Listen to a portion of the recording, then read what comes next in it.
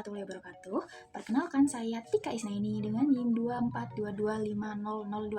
Nah, pada kesempatan kali ini saya akan menjelaskan proyek UAS pada matkul analisis dan desain sistem dengan judul analisis dan perancangan sistem penjualan serta pemesanan pada bengkel AMB Teknik Tegal. Nah, sebelum kita masuk ke pembahasan perancangannya nih, kita kenalan dulu pada objeknya, objek pembahasannya, yaitu bengkel AMB Teknik Tegal.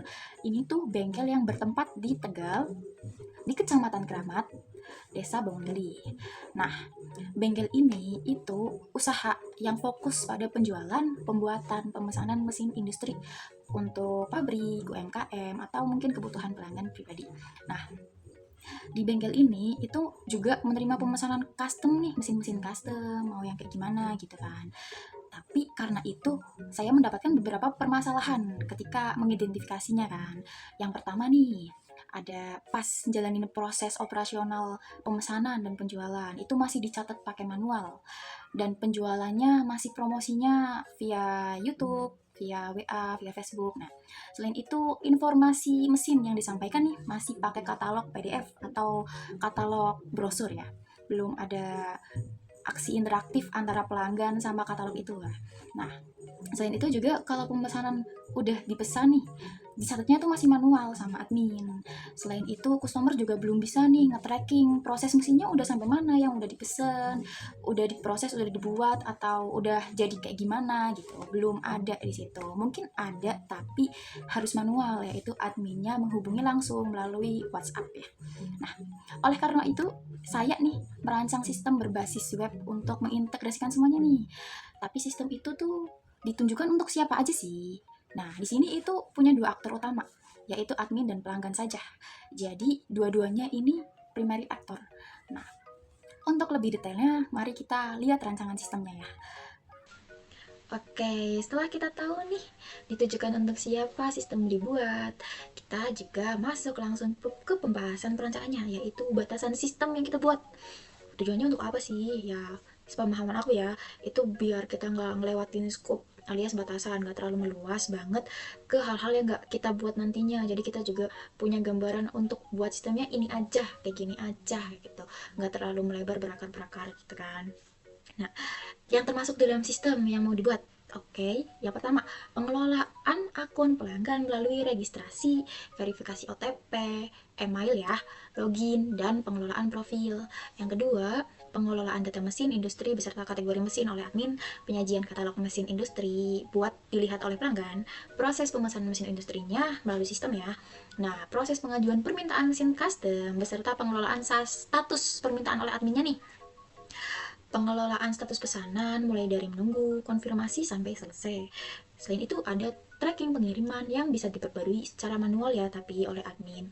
Nah, ini juga bisa dipantau oleh pelanggan juga. Terus ada pengelolaan laporan, mesin, pesanan, permintaan mesin custom oleh admin. Nah, yang tidak termasuk dalam sistem apa aja? Yang pertama, sistem pembayaran online, yaitu payment gateway. Aku belum kepikiran buat merancang ke situ ya. Yang kedua, perhitungan biaya pengiriman secara otomatis. Yang ketiga, integrasi dengan jasa ekspedisi dan pelacakan GPS secara real time. Yang keempat, pengelolaan stok bahan baku. Soalnya kan kita nggak tahu ya kan, stok bahan bakunya ada berapa, yang udah dibikin apa aja, kan tergantung pemesanan nanti sama yang tersedia. Yang kelima, integrasi WhatsApp API ya, serta email notifikasi otomatis pada email. Nah, terus ada SMS gateway. Maksudnya itu integrasi WhatsApp API itu kita cuma nyediain tautan link buat pelanggan nanti komunikasi ke WhatsApp, tapi nggak di dalamnya, nggak detailnya gitu di WhatsApp-nya. Nah, untuk email otomatis kita cuma di OTP doang, nggak kayak notifikasinya udah sampai mana gitu. Next, ada sistem pembayaran cicilan atau pencatatan transaksi keuangan ya. Ada juga batasannya dibikin aplikasi kayak mobile, enggak, soalnya ini cuma website. Selanjutnya, integrasi dengan sistem ERP, akuntansi, serta sistem perusahaan lain. Itu nano ya. Kita langsung ke pembahasan intinya saja ya, yaitu diagram-diagramnya. Di sini ada use case diagram dari sistem yang saya buat. Diagram ini gambarin interaksi nih dari aktor-aktor. Di sini juga banyak fungsi-fungsinya apa aja gitu kan. Yang pertama, aktor customer. Nah, aktor customer itu bisa saja langsung login kalau memang sudah punya akunnya, tapi kan gak mungkin dong. Jadi aku di sini buat use case registrasi akun include dengan verifikasi OTP. Oke, nah kenapa ini di sini include? Ya karena OTP selalu dijalankan ya kan pas registrasi akun, bukan pilihan. Nah, kalau udah registrasi akun, udah punya akun, baru login. Sama halnya kayak admin, di sini cuma login, dia nggak perlu registrasi. Kita nambahin database sendiri untuk admin otomatis, nggak perlu registrasi. Oke, di customer ada juga melihat katalog mesin. Extendnya buat melihat detail mesinnya. Kenapa nih? Kenapa harus extend ya? Karena customer dapat melihat katalog-katalog ini tanpa harus buka detail mesinnya. Mesin hanya muncul apabila customer mau klik salah satu produknya. Use case selanjutnya memesan mesin. Ada lagi melihat riwayat pesanan. Di sini juga extend melihat detail pesanan. Sama halnya kayak melihat katalog mesin. Di sini kenapa extend ya? Karena pelanggan nih setelah pesan terus mau lihat riwayat pesanan, mereka tuh terserah mau lihat detail pesanan apa enggak, yang penting nampilin riwayat pesanan. Dan ini tuh sebenarnya opsional ya, melihat detail pesanan sama ini opsional, terserah mau pelanggan mau lakuin apa enggak. Use case-nya ada mengajukan request mesin custom. Oke, langsung ke aktor selanjutnya yaitu admin. Admin pertama boleh juga mengelola kategori mesin. Setelah login nih, udah login kan, boleh juga mengelola kategori mesin sebelum mengelola data mesin, karena kategori mesin ini master data. Nah, di sini juga admin bisa melihat data customernya, bisa melihat laporan-laporannya, laporan penjualannya, pendapatannya berapa, semuanya ya, bukan memanajemen pendapatannya, sekedar melihat. Di sini juga ada mengelola pesanan, ada juga extend memperbarui tracking pengiriman, karena ini bersifat opsional. Ketika admin mengelola pesanan nih, memperbarui status, awalnya baru diproduksi, udah selesai diproduksi terus dikirim, otomatis kan statusnya dalam pengiriman. Nah, ini admin baru boleh nih memperbarui tracking pengiriman, baru ada formnya. Tapi kalau sekedar cuma mau memperbarui status juga nggak apa-apa, nggak harus memperbarui tracking pengiriman. Yang penting tuh admin memperbarui status dan si user bisa customer bisa ngelihat mesinnya yang dipesan statusnya apa gitu kan, nggak harus tracking pengiriman ini dilakukan lokasinya gimana gitu kan, soalnya ini tracking pengirimannya juga manual, nggak otomatis tersambung jasa ekspedisi, nggak otomatis pakai maps routing. Nah, di sini yang terakhir di use case admin ada mengelola request mesin custom. Ini juga sekedar tersambung sama ini ya, link WhatsApp, tapi bukan fitur, itu sekedar link yang aku sediain gitu kan. Next, nah ini kita udah sampai ke activity diagram. Aku mau jelasin nih tentang alur aktivitas buat setiap proses bisnis di sistem ya yang aku buat. Di sini ada activity-nya apa aja sih? Yang pertama ada registrasi akun dan verifikasi OTP. Yang kedua ada login. Yang ketiga ada pemesanan mesin. Yang keempat request mesin custom. Yang kelima melihat detail pesanan. Keenam mengelola pesanan. Ketujuh, mengelola request mesin custom. Kedelapan, ada mengelola data mesin. Namun, saya tidak menjelaskan satu persatu detail isinya. Saya hanya menjelaskan garis besarnya seperti apa. Nah, di sini aku mau jelasin elemen-elemen yang aku gunain apa aja. Yang pertama ada swimlane nih, antara customer sama sistem. Ini buat bedain ya aktivitas antara aktor ini sama sistemnya. Terus ada initial node, ini ngawalin proses, activity-nya, ada decision-nya ya kan. Ini decision itu untuk percabangan ya, ya untuk iya atau tidak atau pilihan gitu. Terus ada final node juga gitu kan. Nah, selain itu ini saya menggunakan dua final node ya, karena hasilnya ada dua di form login ini. Kenapa di sini customer sama admin? Itu karena dua-duanya punya hak akses masing-masing. Contoh kalau customer login nih, udah punya akun kan, pertama harus registrasi dulu, terus udah login, ternyata itu pas divalidasi di database-nya itu ternyata dia customer, otomatis masuk ke halaman customer. Nah, di sini juga ada admin. Nah, admin kan nggak perlu registrasi, nah itu nambahin manual sendiri gitu di database. Nah, itu admin nanti pas udah login, nanti masuk langsung ke dashboard admin. Jadi ada dua hak akses di sini. Jadi ada dua final node-nya. Selain itu, aku juga mau membahas bahwa aku juga pakai Mergenot. Nah, di sini ada Mergenot untuk gabungin kembali ya alur-alur yang sebelumnya bercabang jadi satu alur. Oke, mungkin nanti aku jelasin detailnya pas implementasi sistem ya. Nanti aku ada demo sistemnya. Next, kita ke sequence diagram. Di sequence diagram ini, sama halnya kayak activity diagram, aku bikin 8 sequence diagram juga. Aku jelasinnya nggak satu persatu isinya apa aja, secara garis besarnya aja ya. Sequence diagram ini kan digunain buat apa ya, gambarin urutan interaksi ya, buat objek-objek ini kayak customer, halaman registrasi gitu kan. Nah, apa aja sih sequence diagram yang aku bikin? Yang pertama ada registrasi akun dan verifikasi OTP, kedua login, ketiga ada memesan mesin, keempat ada memesan request mesin custom, kelima ada melihat detail pesanan, keenam ada mengelola data mesin, yang ketujuh ada mengelola request mesin custom, kedelapan ada mengelola pesanan. Nah, ini aku mau jelasin elemen-elemennya nih, apa aja yang aku gunain. Ya, khusus di sequence diagram yang pertama, aku pakai 5 objek. Ada customer, halaman registrasi, autentikasi controller, customer database, sama email service. Selain itu juga ada lifeline buat nunjukin keberadaan objek-objek ini kan. Nah, ada message buat ngirim permintaan pesan gitu kan. Nah, ada activation diagram buat ngetahui nih, ini objek lagi nanganin apa pesannya. Selain itu ada return message buat ngembaliin hasil ya, hasil pesanan. Terus ada ini ALT sama else juga. Else aku pakai else juga. ALT sama else kalau nggak salah ini namanya combinate fragment ALT ya. Nah, aku juga pakai self message. Contoh self message itu kayak ini, self message validasi data. Nah, ini tuh buat kayak nunjukin hasil validasi ya di controller. Secara garis besar sih ya, selain sequence diagram yang pertama alias registrasi akun dan verifikasi OTP, semua objeknya yang aku pakai itu 4. Ada customer, halaman detail mesin, order controller, sama database. Nah, di customer ini kan pelakunya ya. Nah, kalau halaman detail mesin itu pakai boundary alias buat batasan lah antara dunia nyata yaitu customer atau admin atau user sama sistem. Nah, ini controller kan buat logika bisnis, database buat minta data, nyimpen data gitu kan. Nah, jadi semuanya yang aku pakai rata-rata 4 objek kecuali diagram yang pertama.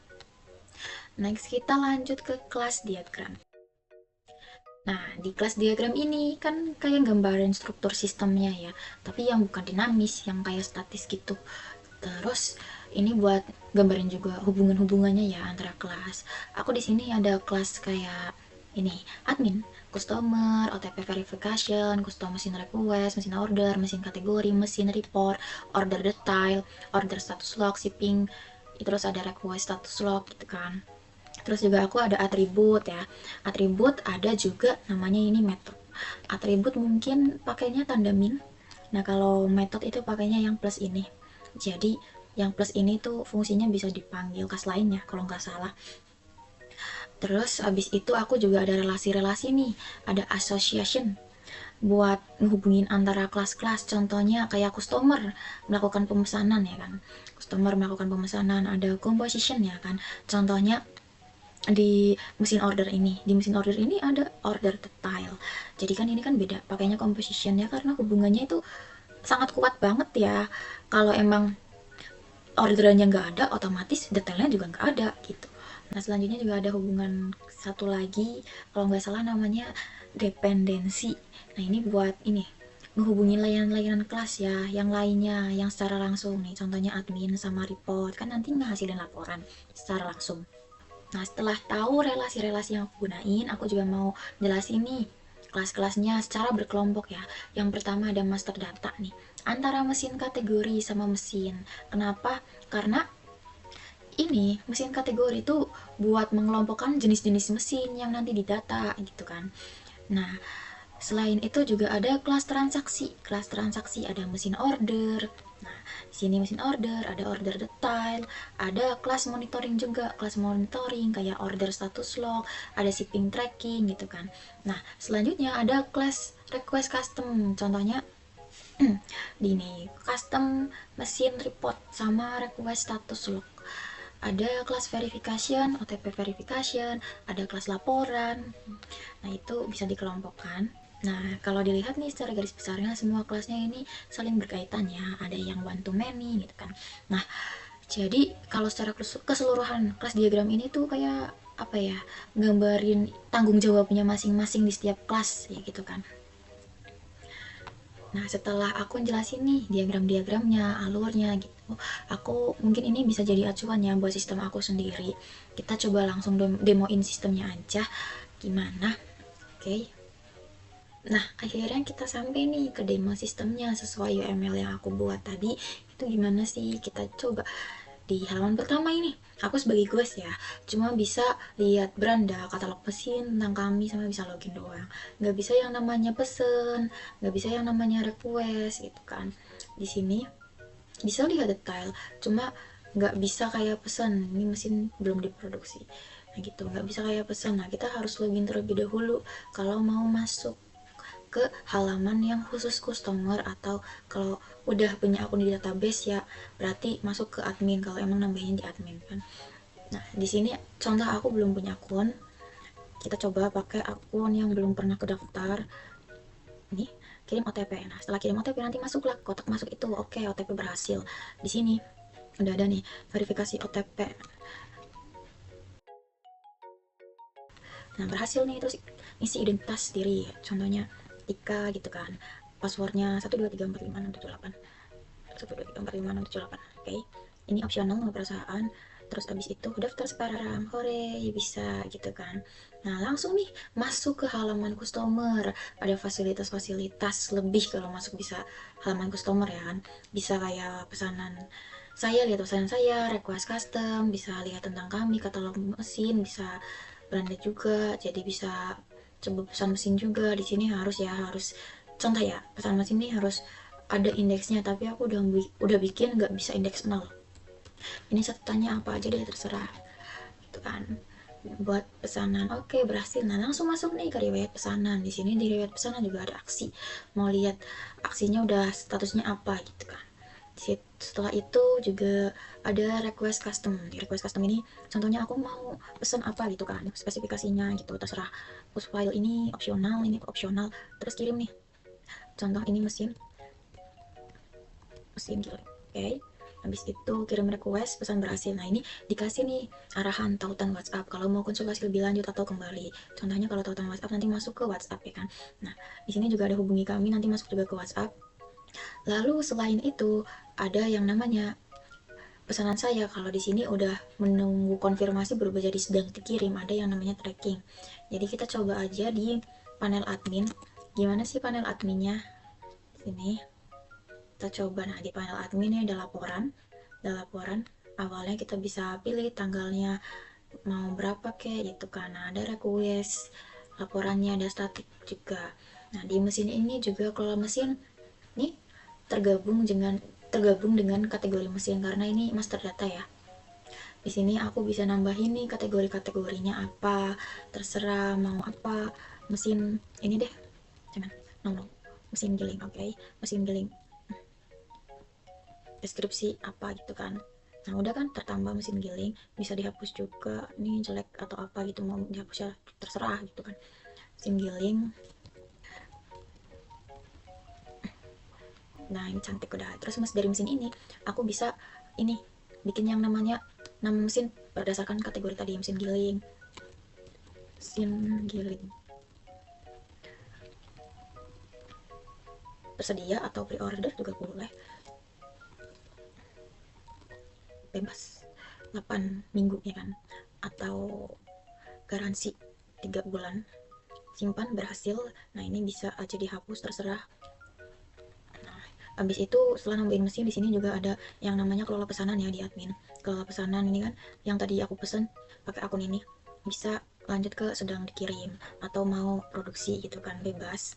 Kalau emang diubah sedang dikirim, otomatis nanti ada menu tracking yang muncul nih, update. Oke, nah nanti ada menu tracking nih. Nah, bisa nambahin terserah apa aja, contohnya atau apalah bebas dalam perjalanan, simpan, oke. Ini manual ya, belum terintegrasi sama kayak pihak CNE atau itu yang otomatis pesannya, karena emang di batasan sistem aku juga nyantumin bahwa aku belum sampai ke tahap itu, belum ada payment gateway juga.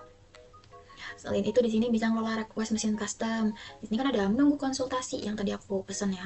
Mau ditolak kayak atau mau disetujuin kayak atau lagi ditawar kayak bebas. Contoh disetujui. Nah, disetujui.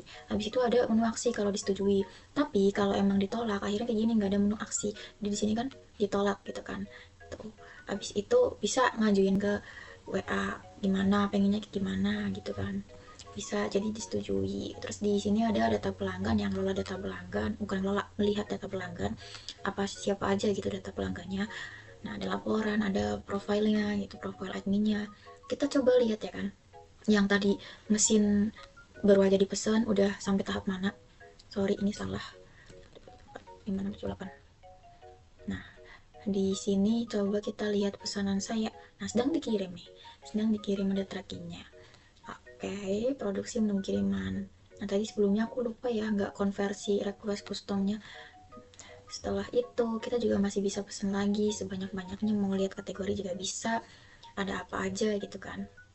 Nah, ini sistem yang aku buat secara garis besarnya sesuai UML yang aku jelasin sebelumnya. Jadi, semoga bisa jadi lebih baik lagi pengembangan sistemnya. Akhir kata ya, terima kasih atas perhatiannya Bapak dosen, dan saya terima kritik dan sarannya, barangkali ada masukan yang lebih berkembang untuk sistem saya. Terima kasih dan mohon maaf kalau emang terlalu lama menjelaskannya dan terlalu berbelit-belit atau mungkin kurang sopan sedikit, mungkin ada hal yang aku nggak sengaja atau ya aku tidak sadar. Oke, jadi saya minta maaf. Terima kasih. Wassalamualaikum warahmatullahi wabarakatuh.